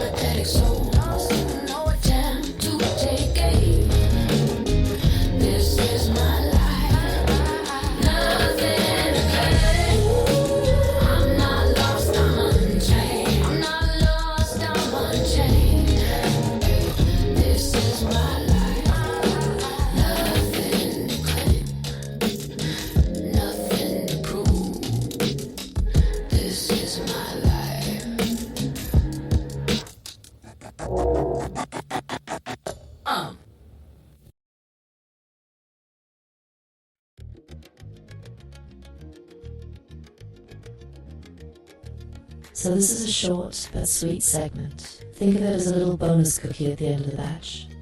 I want to give a shout out to the promo video we recently dropped for the song Another Lover, which is actually titled Another Lover to Give Off If I Was Your Producer, Volume 7. If you follow me on Instagram or YouTube, you might have seen it already. If not, no worries. I just want to share what it is and why I'm excited about it. Basically, I put together a quick promo video for Another Lover as a way to showcase the track with some visuals. It's something I've been meaning to do more of, pairing visuals with the music to give it an extra dimension. Now, I am by no means a professional video editor or filmmaker. My budget is like $0 and a cup of coffee. Haha, but with some creativity and handy apps, you can do a lot these days. The promo is a roughly 30-second clip, perfect for social media. It features some stylized visuals, a mix of performance footage and abstract graphics that match the vibe of the song. I went for a kind of dreamy, neon-lit aesthetic. Lots of purples and blues on brand for warm cookies, naturally, and intercut some slow-motion clips of a couple dancing with quick shots of me in the studio nodding to the beat. We added in the song's hook text on screen in a cool animated font, because lyric videos are all the rage, right? It's not a full music video per se, more like a teaser trailer for the song. But honestly, I'm really pleased with how it turned out. For something I cobbled together using my iPhone, some stock footage, and a dash of CapCut editing magic, it looks pretty slick. It captures the sultry, groovy vibe of Another Lover in visual form, which is exactly what I was aiming for. Let me tell you, seeing even a mini visual representation of your song is such a rewarding feeling. Another Lover to Give is a track I love. It's got this smooth R&B groove with a modern twist. And lyrically it's about wanting to give love fully and freely. In the promo video, I think we conveyed that mood. There's a warmth and a romantic feel to the imagery, without being too unvenomous. I even managed to sneak in a shot of a warm cookie on a turntable. Just kidding. Or am I? You'll have to watch to find out. But seriously, the feedback has been great. A lot of you left comments with heart-eye emojis, and saying the visuals fit the song perfectly. That makes me so happy, because it means we hit the mark. If you haven't seen it yet, you can find the Another Lover promo on my Instagram Reels and on TikTok. Yes, I dusted off the TikTok for this. I might put a slightly longer version on YouTube Shorts as well. It's a quick watch, just enough to get the song stuck in your head. In fact, a few people told me they went and streamed the full song after seeing the promo, which is exactly the point of doing these. Marketing brain activated. And also, it's just fun to create in a different medium. Doing that promo has me thinking ahead. I'd love to do little promos or visualizers for each track, if time permits. We actually have a concept for another Volume 7 song that I won't spoil, but let's just say it involves some retro arcade visuals for a track that has an old school hip hop vibe. I won't promise a release date on that, but it's on my wish list. For now though, check out the Another Lover clip and let me know what you think. It was a nice change of pace to use the visual side of my brain. Major props to independent artists out there who do everything. Music, videos, graphics, the whole shebang. It's a lot of work, but it's also empowering to bring your vision to life fully. Right, mini segment over. I just wanted to shine a little spotlight on that promo because, darn it, I was proud of it, and this is my podcast, so I get to do that. Thanks for indulging me. Now, let's wrap this baby up with our outro, complete with some positive affirmations and final thoughts. You know the drill. It's where I send you off feeling good. Here we go.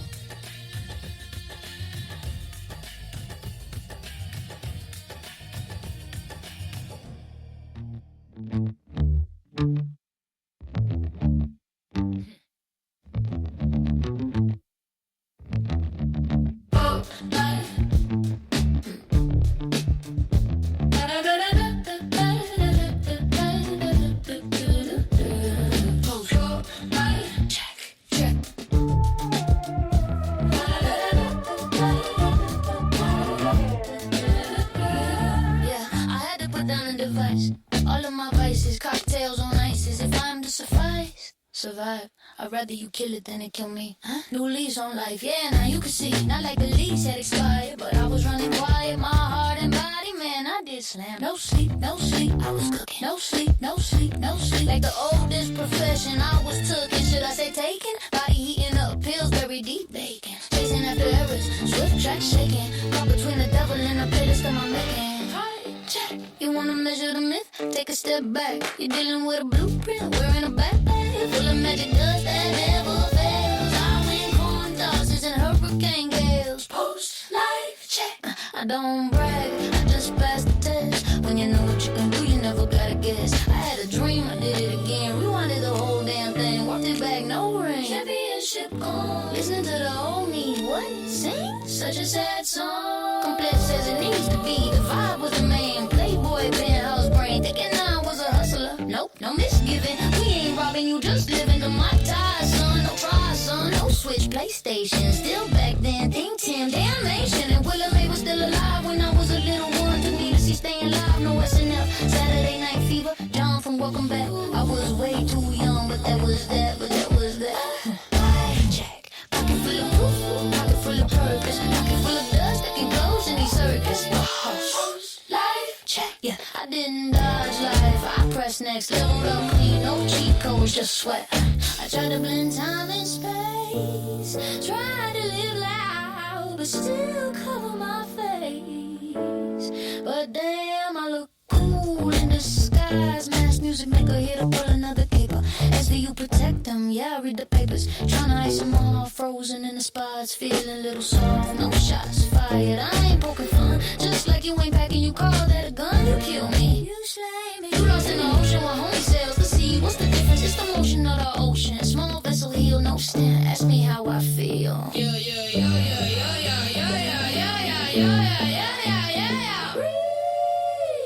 I died twice, came back thrice. How come you sorry for the night?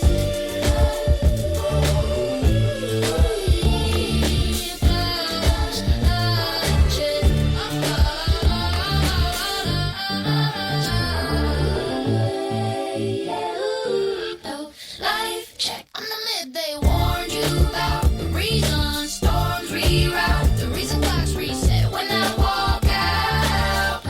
Life check. If you want a son, somebody do it with respect. I'm the one that go when guys need help. Life check.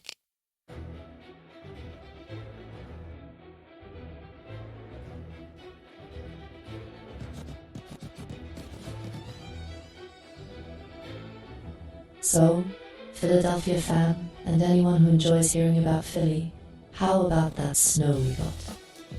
This past weekend was intense. Philly was basically a winter wonderland, or maybe a winter wilderness, is more accurate. We got walloped by the biggest snowfall we've seen in a decade. No joke, the official measurement at the airport was 9.1 inches of snow from Sunday's storm. The city hasn't seen that much snow in one go since like 2016.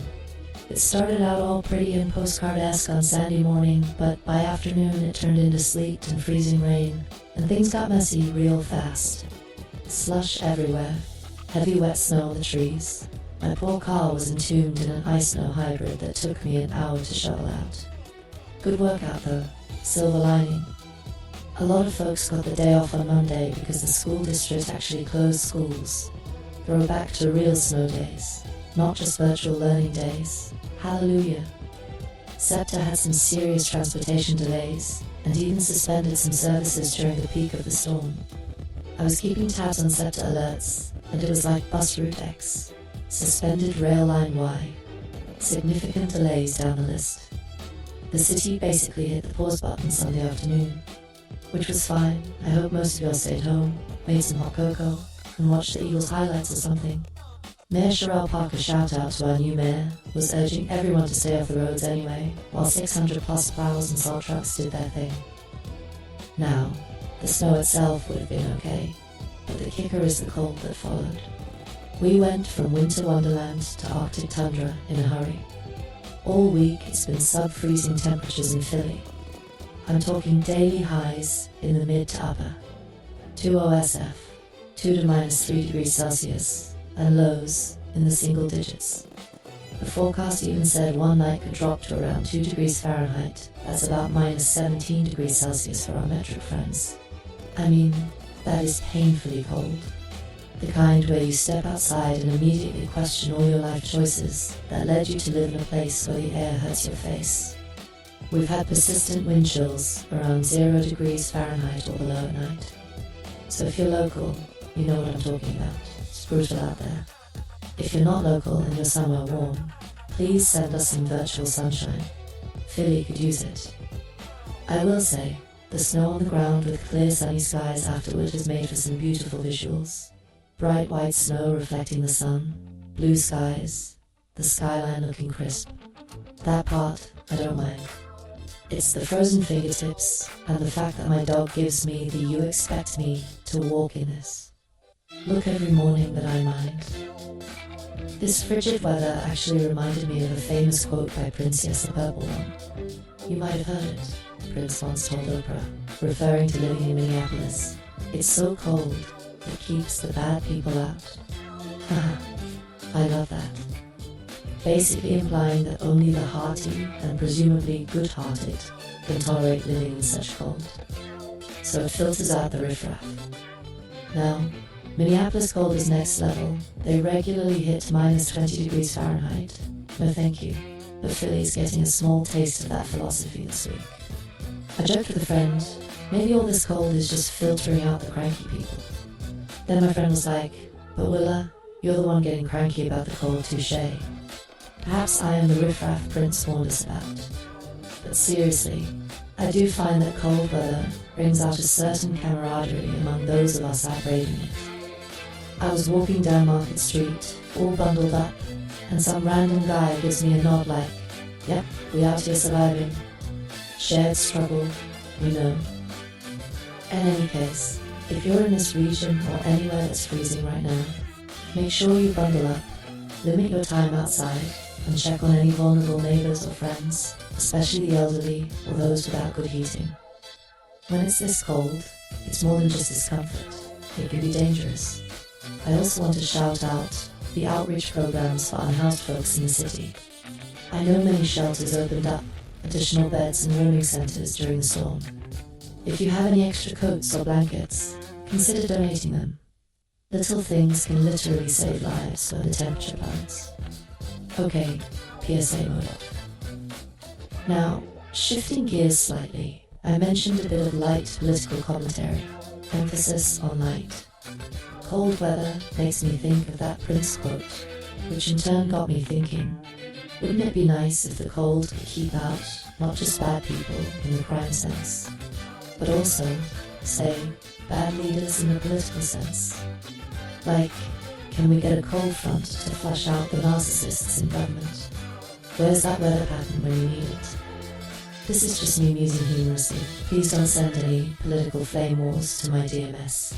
But sometimes I look at certain folks in power, especially those ego-driven, truth-bending types. You can probably think of a few names, from the national stage or even local, and I think, man, if only a chill wind could blow them away. We've seen our share of, let's say, colorful personalities in leadership positions. And whether it's here or elsewhere, a common trait of the worst of them is this outsized narcissism. It's always about them, not the people they serve. That kind of leader will try to fool you, divide you, gaslight you in short. They bring a lot of heat in a bad way. So wouldn't it be poetic justice if Mother Nature just iced them out? Obviously, real life doesn't work like that, but a podcaster can daydream. My genuine advice in this cold, in all senses, is keep your eyes open for people who seek power for the wrong reasons. Whether in politics, at your job, even in friend groups, watch out for those narcissistic energies. Don't let them fool you, hey, ties back to our theme nicely. And don't let them pit good people against each other. Sometimes, a little cold honesty and a united front from regular folks can keep the bad actors at bay. Okay, that's the extent of my political philosophy, I must see. I kept it lightish and metaphorical. Prince would approve, I hope. Alright, that's what's happening in Philly. snow, cold, and a dash of keeping Montreal talk. Up next, I want to quickly mention a mini-segment, just a brief one about a promo video I released. Then we'll head into our cozy outro. Almost there, folks. Hang tight like that ice on my window which isn't melting till next week. Apparently, let's go to the next bit.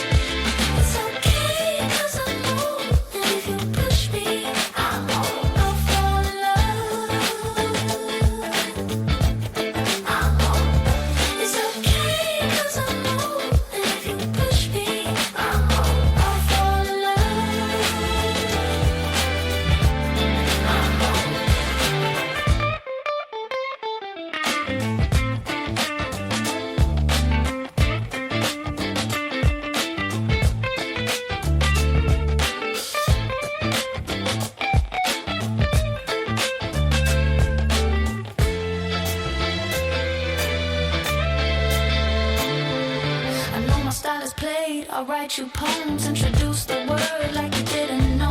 Have no expectations, learning as I move along. Make you a mixtape with your favorite songs. In the envelope, artwork, a true masterpiece. Designed to be a deep imagination never sees. It's okay, 'cause I'm low, and if you push me, I'm low. I'll fall in love.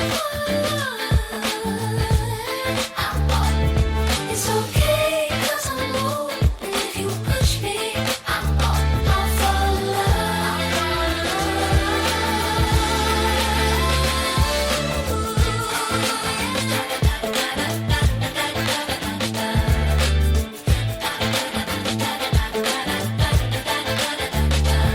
It's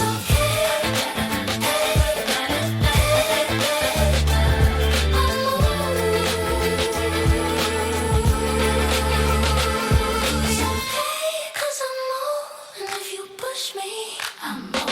I'll fall in love. I'm low. It's okay, 'cause I'm low, and if you push me, I'm low. I'll fall in love. I'm low. You've made it to the outro. Give yourself a round of applause. Because episode 6-7 Don't Let Them Fool You has been a full ride. This is the part of the show where I wind things down, wrap up the themes, and hopefully leave you with a smile and a bit of inspiration and maybe a craving for cookies. First off, I want to thank you sincerely for hanging out with me today.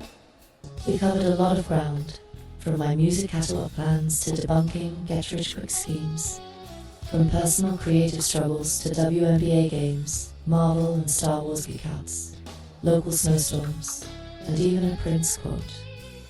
Talk about range. But that's how we do on Why Make Music. Because making music isn't just about the tunes, it's about life, culture, the whole human experience. I hope you enjoyed the journey and maybe learned a nugget or two, or at least felt understood and entertained. Let's circle back to the title one more time. Don't Let Them Fool You. If there's a through line to everything we chatted about today, it's probably this. Trust your instincts, do the work, and be cautious of the mirages out there, whether it's internet hustlers promising easy money, or external pressures telling you what success should look like, or even your own doubts trying to trick you out of finishing what you started. Keep it real with yourself and with others. Remember why you're on your creative journey, likely for the love and passion, something genuine, and hold on to that when the noise tries to fool you. This podcast itself is proof of a philosophy. I'm not here to go viral or chase overnight success. I'm here to build something meaningful over the long haul, a body of work, a community of like-minded souls, a legacy that I can be proud of. And I invite you to approach whatever you do in that same spirit. We're baking legacy, not just cookies. Also, I gotta say it. Don't let them, whoever they are in your life, could be haters, could be societal expectations, fool you into thinking you're not good enough or that you need to be something you're not. We all have our own path. If you're making music, make your music. If you're living your life, live it on your terms. That's the vibe we keep around here, independent and proud. I hope you feel that positivity and empowerment through the airwaves, because I'm sending it to you right now.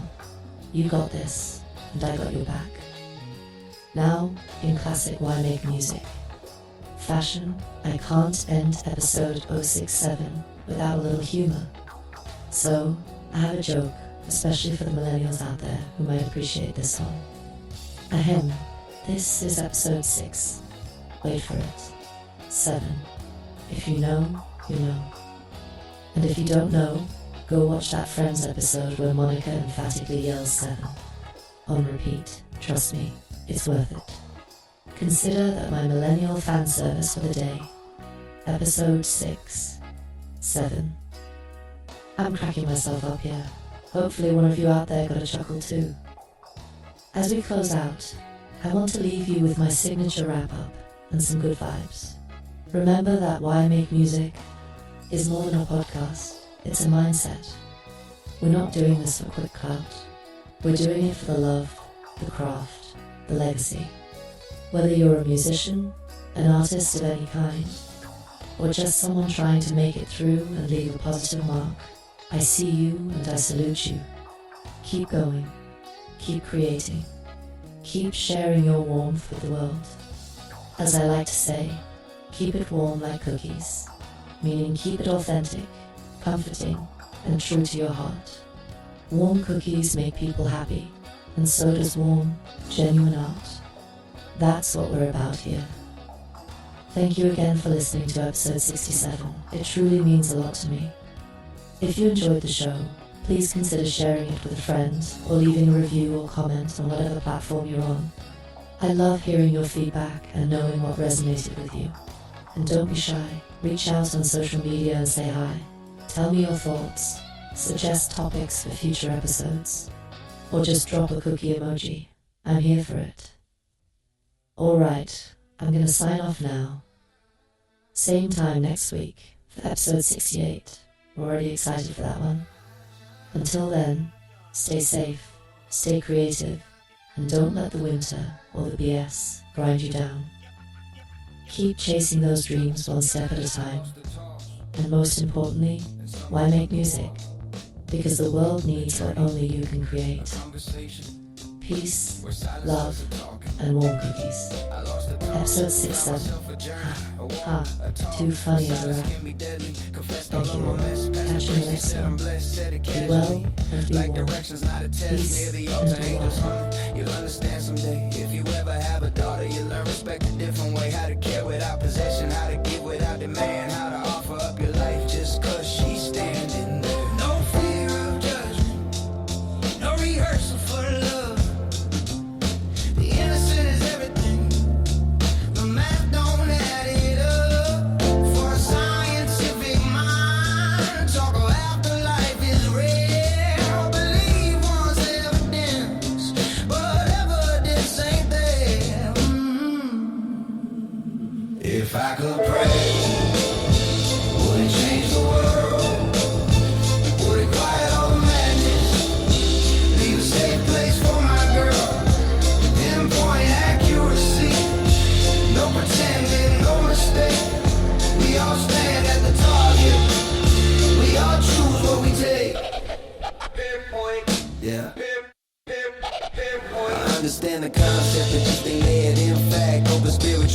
Yeah, I know why it attracts. If anything, I lead the attack. Not faithless, just precise. I believe in the choice we all make once or twice. What will history say when we look back at this time? Will the record tell the truth or say back then we were blind? Not a cover up, no, we just didn't have the feed. Now it's second by second, watching consequence in real time bleed. Mirror it right back at us. Every decision we made, no bandage for this damage. This is surgical, clean blade. Hope held hands were planning, then the plans got hijacked. No concern for the others, just perfecting the attack. Smartphones, dumber takes, intelligence outpaced. Targeting the outside, protecting the echo space. Believe your lying eyes, if that ain't the slogan now, tell me what is.